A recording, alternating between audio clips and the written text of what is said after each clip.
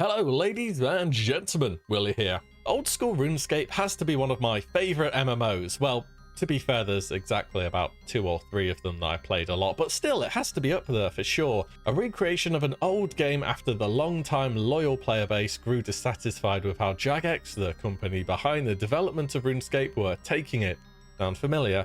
RuneScape had started from more modest ends than WoW 2, from the likes of Miniclip as RuneScape Classic with its rather distinct art style, before taking off and launching as a full new game as RuneScape 2 sometime later. And RuneScape 2 was tremendously successful, but eventually, along the lines of rather questionable decisions that Jagex made, there was one big triggering event, similar to World of Warcraft, that led players down the classic path. For RuneScape, Jagex were trying to drag it kicking and screaming into modernity, moving it from the point and click and basic or graphical style to a more modern ability-based MMO with major overhauls to armor sets, customizable interfaces, weather effects, and a brand spanking new client. Much like the MMOs that they'd seen grow around their game, as it had still remained quite basic. And following the update, and indeed leading up to it, there was a tremendous amount of criticism from players, and it just didn't click with the RS community. Combat felt sluggish and unresponsive. The client that was due to promise so much just had shocking optimization and performance issues and was clearly not ready to go, and in the end it never even made it out of the beta. Jagex had taken away what players had played the game for, and the players asked to go back, and so they were given an ultimatum, a poll to decide the fate of the game moving forwards, even outlining the level of support that they were willing to contribute, outright saying, well, not enough votes, boys. That's going to be $15 a month with minimum maintenance and no new anti-bot solutions. Wait a minute, that sounds sort of familiar. Anyway, in the end, the vote didn't quite pass into the final threshold that they had offered, but with 449,351 votes, Jagex went ahead and did everything they offered anyways, with no additional membership fees, which was due to last 6 months initially, but has always been the case, a team assigned to the game, and a secured future for old school RuneScape.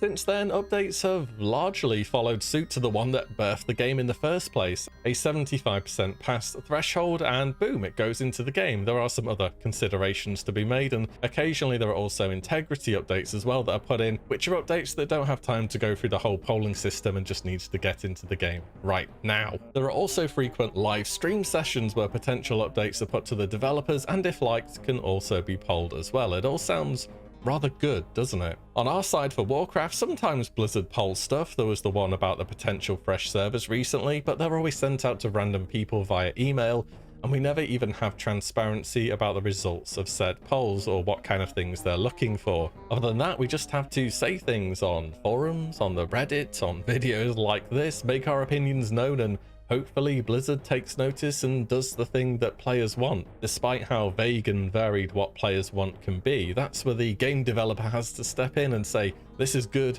this is bad. Not an easy thing to do when you have so many different opinions constantly ringing in your ears. Surely though, for World of Warcraft, polls would be a very clear-cut way to send things down to the community to gauge people's opinions and see whether or not people would be interested in the whole range of different possible updates. Personally, I always have a crazy number of comments on videos to go through. People on WoW like having their voices mentioned or heard. It would enable more potentially controversial or diverse updates to be put into the game as well. So this all sounds good. What are the negatives of this? Imagine the change to Battlegrounds where there being same faction would have been polled and would require a 75% pass rate to actually enter the game. Do you think it would pass that mark at all? You can have a moment to think about that, as well as why do you believe that? Pause the video if you want, because we're gonna be coming back to this question in a moment. Let me tell you about a real example of something that has become problematic on old school RuneScape because of polling over the years and the community having direct impact on the say as to what does and what doesn't get into the game.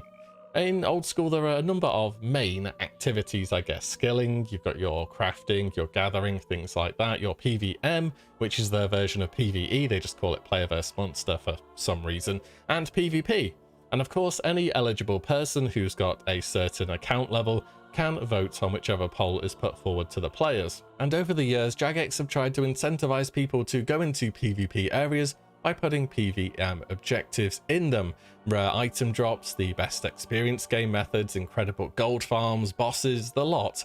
Everything a PvM player wants to see, but all in zones where you can be attacked by other players, creating this kind of cat and mouse dynamic between the two groups. It's not like Warcraft where it's mainly about your abilities and what you're wearing. You have a whole inventory setup as well, and if you're aiming to PK other players, that inventory is looking a lot different compared to if you're doing a boss and you want to be there for a longer period of time. So it becomes very often the case that people who are in PvP zones not with the objective to PvP don't really have much opportunity to defend themselves, which has over time caused a lot of resentment, and it's really driven a wedge between them as well, an us versus them wedge, and each side wants to make sure the other doesn't get any shiny new toys when it comes to poll time.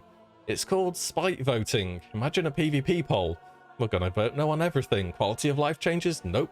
New features? That's a nope. Imagine some guy kills you on your last close step when you even told him you had nothing on you, and now you're pretty mad about that and you're going to go out of your way to vote no on every single PvP poll forever, purely out of spite. I don't like the thing he does, he wronged me, so I'm going to try and make sure it stays bad or as unupdated for him as possible. And my action as a voter directly impacts on that. There is a bit more depth to it than that. Maybe somebody genuinely thinks whatever suggested wouldn't be good for the game. Maybe they don't want Jagex to try and further push PvMers into the wild for top tier rewards. But when the developers themselves do a blog post on this actual topic, you know you have a bit of a problem on your hands there. So back to the question a little bit ago, if you answered yes, was it because you thought there would be enough Horde benefiting from this change to get it across the 75% mark? Or was it no because you thought there would be enough Mad Alliance players to keep it under that threshold? And that's kind of the problem with actually polling stuff in WoW. Imagine polling stuff between two rival football teams or two different political parties. Well, maybe WoW isn't quite that extreme. Not everything's so cut and dry between the two factions. And there are changes which are just overall beneficial for the player base as a whole, I would say. I can think of two things which I believe would have passed fairly easily as they benefit all parties, such as Battlegrounds coming out early in Phase 2, or the changes to Drums of War that have been made in TBC. They both would have flown through, in my opinion. But if Blizzard ever, and I mean ever, genuinely tried to poll something which was in any way more beneficial or detrimental to one specific faction, I doubt it's passing purely because of, well, factions. The game actively tries to divide you into two groups. It wants you to feel rivalry and to have friction against the other side, and that rubs off in real life too. I mean, have you seen the subreddits, the Battleground announcement? Actually, save yourself from it, you don't want to. Oh, and then we also in World of Warcraft have the PvP versus PvE community, let's not forget about that, on top of Alliance versus Horde. I think there's going to be a lot of Phase 2 veterans or recent PvP transferers who aren't going to be overly impartial to polling questions which would consider either of these subjects too. And that's why polling sounds great, it looks like it works great in old school RuneScape, and it would probably work just fine for certain topics within World of Warcraft, but overall it probably just wouldn't work. I don't think polling makes sense in a game which actively divides its communities through a two-faction system. Maybe the closest we're going to get to a poll from Blizzard are the ones which are randomly emailed out, but in terms of anything on their website where you can vote, any kind of in-game polling boxes, I'm not surprised it hasn't happened, and to be honest, it may just be for the best as well. Anyways guys, let me know your thoughts on the topic. It's just interesting to compare the two games where they're trying to do a similar thing, but they're also so incredibly different. Let me know your thoughts. As always guys, thank you so much for watching and listening in, and I'll see you all in the next one very soon.